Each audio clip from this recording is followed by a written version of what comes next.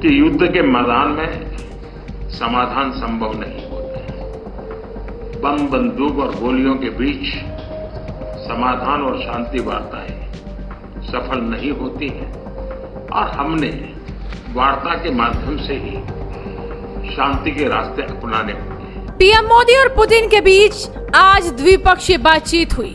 रूस यूक्रेन युद्ध के बीच पीएम मोदी के इस दौरे पर अमेरिका समेत पश्चिमी देशों की पैनी नजर थी।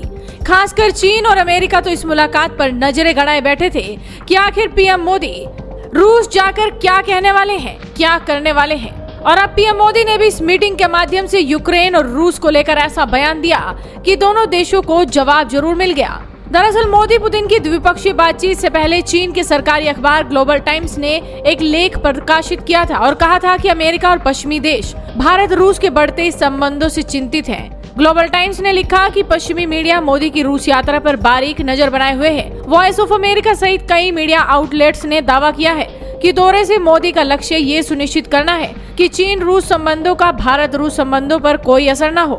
वहीं पीएम मोदी का रूस जाना और पुतिन से मिलना अमेरिका की भी चिंता बढ़ा रहा था। पीएम मोदी की पुतिन के साथ हुई अनौपचारिक बैठक के कुछ ही देर बाद अमेरिका ने एक बयान जारी किया था। अमेरिका ने यूक्रेन पर मॉस्को के आक्रमण के बीच भारत के साथ रूस के संबंधों को लेकर चिंता जताई।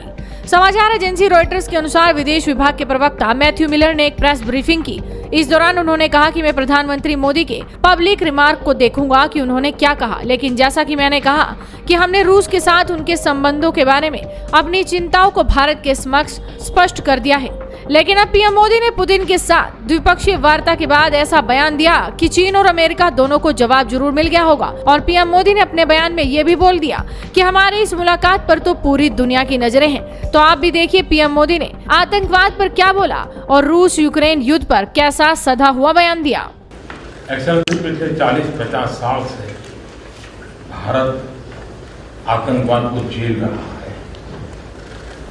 आतंकवाद कितना भयानक होता है, कितना घिनौना होता है, तो हम 40 साल से भुगत रहे हैं। ऐसे में जब मॉस्को में आतंकवादी घटनाएं घटी, दागिस्तान में आतंकवाद की घटनाएं घटी, उसका दर्द कितना गहरा होगा इसकी मैं कल्पना करता हूं और मैं हर प्रकार के आतंकवाद की घोर निंदा करता हूं। एक्सेलेंसी, वैसे तो हमारा ये जो द्विपक्षीय वार्ता का कार्यक्रम 25 साल से चल रहा है, 22 बार हम मिल चुके हैं, लेकिन शायद ये मीटिंग ऐसी है कि पूरे विश्व का ध्यान मेरी इस यात्रा पर केंद्रित हुआ है और पूरी विश्व इस यात्रा के भांति भांति के मीनिंग निकाल रहा है। कल आपने मुझे अपने निवास स्थान पर बुलाया और एक सच्चे दोस्त के रूप में कल शाम हमने करीब 4-5 घंटे तक साथ रहे, अनेक विषयों पर हमने बातें की और मुझे खुशी हुई कि यूक्रेन के विषय में हम दोनों अपने अपने विचार खुले मन से, विस्तार से हम उसकी चर्चा कर पाए और बड़े आदर के साथ एक दूसरे के विचारों को हमने सुनने समझने का प्रयास किया।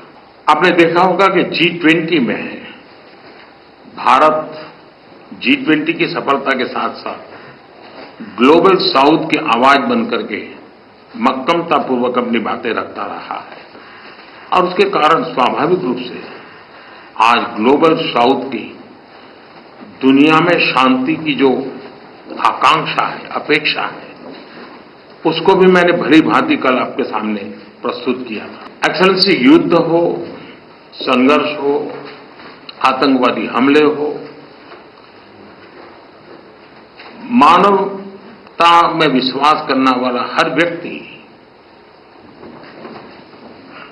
जब जानहानि होती है तब बहुत पीड़ित होता है, लेकिन उसमें भी जब मासूम बच्चों की कत्ल होती है, मासूम बच्चों को मरते हुए देखते हैं, तब हृदय छलनी हो जाता है और वो दर्द बहुत भयानक होता है।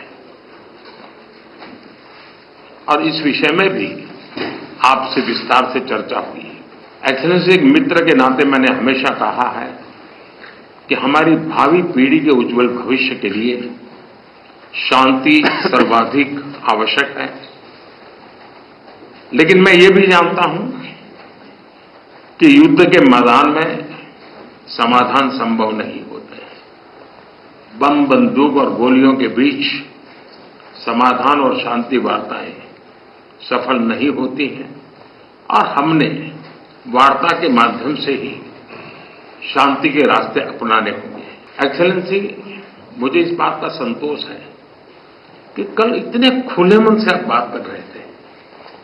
कोई लीपापोती नहीं थी, कोई कर्टेन नहीं था, और मैंने देखा कि हमारी बातचीत में से बहुत सारे इंटरेस्टिंग आइडियाज निकले। एक नई सोच मैं महसूस कर रहा हूं और नई सोच सामने आई है। एक्सेलेंसी, कल हमारी बात में ये भी हमारा मन बना था और शांति की बहाली में भारत हर संभव सहयोग करने के लिए तैयार है, और आपका भी सानुकूल विचार सुनकर के मुझे बहुत खुशी हुई। और मैं भी आपको भी आश्वस्त करता हूं और विश्व समुदाय को भी आश्वस्त करता हूं कि भारत शांति के पक्ष में है, और शांति के लिए मेरे मित्र राष्ट्रपति पुतिन की कल बातों को सुनकर के मेरे मन में एक आशा पैदा हुई है, और मैं इसके लिए आपका बहुत बहुत धन्यवाद करता हूं। और मीडिया जगत के मित्रों को भी मैं कहूंगा, पासीबात।